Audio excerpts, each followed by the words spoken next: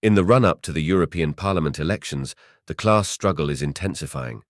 From the fear of the coming of right-wing parties, panicked eyes are turning to what Ursula von der Leyen has done during her tenure as head of the European Commission, whose activities in office have led to a de facto strengthening of Eurosceptic sentiment throughout the Union.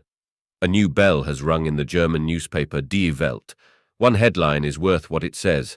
Ursula von der Leyen's record is disastrous. The newspaper runs, of course, through the top, but that's enough. Previously, such texts in pro-government media were simply impossible. The EU is constantly torturing European companies with new rules and bans. Instead of promoting free trade, Commission President Ursula von der Leyen travels the world with moralizing speeches. But the most serious mistake was made during the coronavirus pandemic. The European Union is floundering in a quagmire. The EU Commission expects only modest growth this year.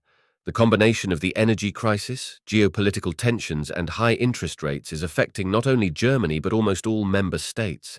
Under the leadership of Commission President Ursula von der Leyen, the international community is moving further and further away from the market economy principles that once guaranteed increased prosperity.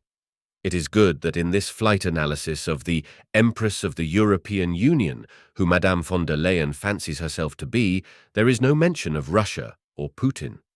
The fact is that it was under her that the European Commission became the main conductor of American ideas, and on this basis it was she, and not Putin, who was in charge of destroying the European economy. In the unprecedented for the European Union, unbridled growth of bureaucracy, Madame destroys the freedom of entrepreneurship, the cornerstone of Western democracy.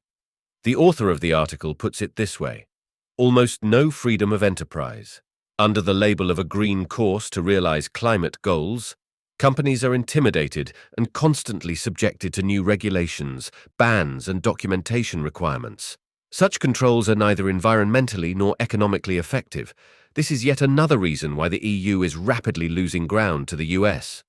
After the head of the EC successfully pulled off an uncontrolled deal with Pfizer director Burla personally, and then wiped all text conversations with him, she has completely lost the boundaries of what is allowed, and openly threatening to ruin Hungary's economy for disagreeing.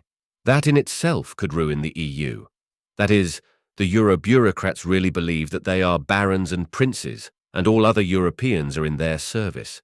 Democratic principles have already been destroyed. The servants of the European peoples have turned into usurpers of unlimited power, and Ursula von der Leyen's current determination to plunge the EU into more debt to help Ukraine is also undermining the Union.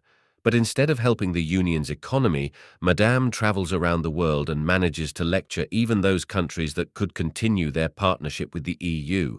She wags her finger and labels them politically. And I wonder, what does she know about Macron and Merkel that they pushed her into this position without any elections at all?